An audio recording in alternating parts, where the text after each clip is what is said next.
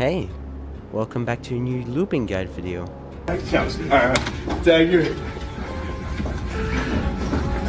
Stop! Stop! I don't like this game! So, in this one, we're actually gonna cover the pallet gym, also known as the seawall. So, the pallet gym is a loop that is found on many maps in Dead by Daylight.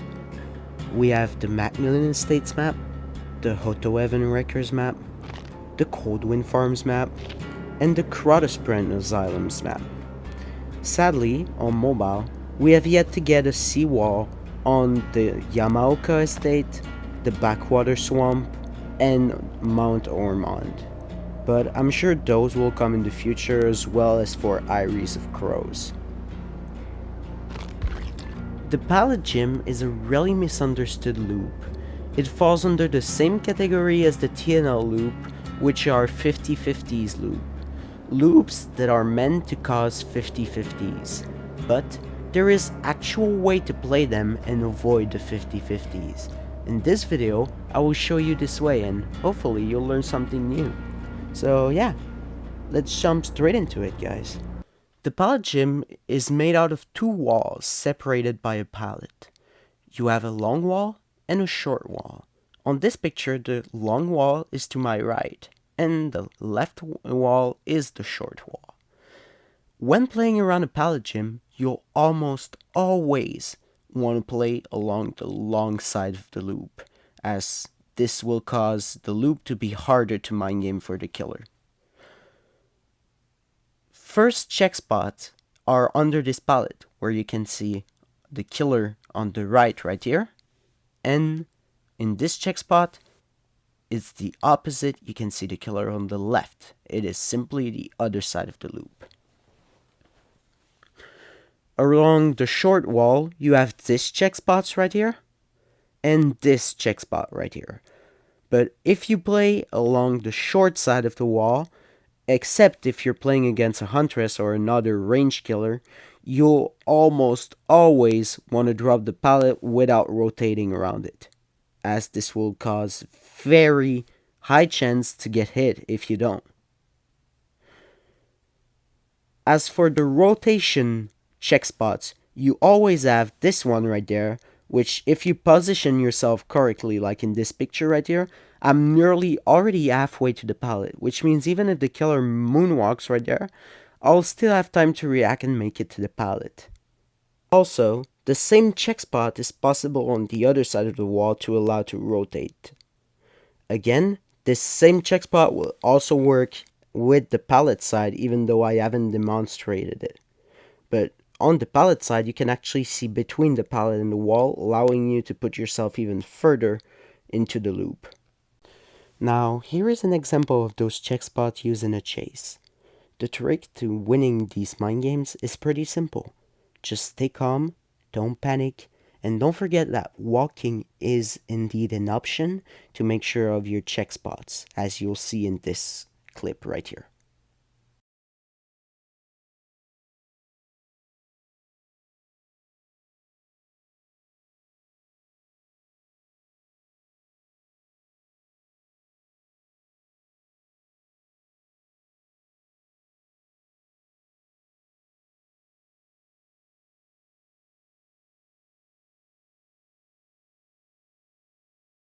Also, you can locate the killer using the heartbeat.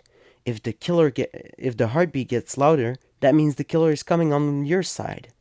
If the heartbeat is getting quieter, that means that he's going on the other side. It's something that is way easier to do with the pallet drop, as you'll see right here. In this first moment right here, the killer is getting closer to me. Yeah. In this one, the killer is actually getting further from me, which means that he's mind gaming and going by the small side of the loop. Even though this is not the best option, this will remain a good option if you lost track of where the killer is located at. Against some good killer, you'll want to pre-drop this pallet, forcing them to either break it and give you distance, or try to play it until they notice that you can either play it really well or get a good hit. The trick to playing with the drop pallet is pretty simple. You'll try to walk in order to lose chase, allowing you to deny the killer from getting bloodlust. Because if the killer do get bloodlust on that loop, then it'll be very easy to mind game. As you'll see in this example right here, if the killer starts rotating around the small side, I'll want to head for the long side, forcing him into a mind game. I use my check spots, make sure I am not getting mind game, and simply vote the pallet when I see that the killer is committing to one side of it. So again, use of the check spot. Is the killer committing to that side? They are. He's going towards the small side, so I have to go. But he mind games, but my check spots allow me to see this. It's always a question of not pre-voting, being patient, and waiting to make sure that the killer really is committing to your side, like right there. Also, in this example right here, you can see that the killer is right next to the furthest wall from me of the pallet gym. When the killer doesn't have bloodlust, this is a good indication that you can vote the pallet, as if they try to mind game it and go back, you'll always be able to vote back without getting hit, unless their ping is terrible. On this side, the same thing remains true. If the killer crosses that invisible line that I drew right there, then that means it's time to vote unless they got bloodlust. Then you're almost always gonna get mind game. But without bloodlust, this line is the start of the wall and also the start of where the killer cannot mind game past this point. Now, if you aren't comfortable playing this pallet dropped or even up, there are ways to avoid getting mind game and simply move on to something else. It's pretty simple, and don't worry, take your time to learn everything. You don't have to be perfect at first. If you want to leave the loop, it's fine, you can leave the loop. Here is an example right here.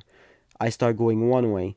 Seeing that the killer mind games, I check my check spots on the other side, and I don't see them appear, meaning that they double backed, or at least faked it, allowing me to make a super big amount of distance on them. Alright, now since the Azarov's seawalls are kind of different in the Macmillan, Coldwind, and Crotosprens one, I thought it would be nice to show you guys an example on it, and you'll see that in this example right here, something pretty interesting happened. So, the loop starts. I keep using my normal check spot, the same one. The only one that appears is that you can see the killer on both sides of the loop, as the loop is pretty small, so I keep using my check spots. And this is something that you will just come back for a second. I did this example right here, by the way, with the top of my screen blindfolded, because I know lots of people play on their phone, and there is something pretty interesting you can use in your chase. I rotate my screen back and forth. Since I don't see the killer, I rotate back and then see them. So you can just move your screen left and right to take check spots on both sides of the loop. Now we'll keep it on playing right here. The killer mind games. Oh, I see them mind gaming again. Use the same check spot as we used on Coldwind.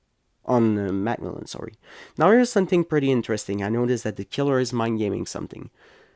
We enter a bit of a 50-50 here, but no worries, because there is a way to leave this. I have no way of taking my check spot here, mostly with the top of my screen blindfolded. So what do? It's pretty simple. I leave for this side of the loop, where I can keep the same check spots going, and if I was in a real chase, I could have dropped this pallet right here, and either get a stun or get distance on the killer.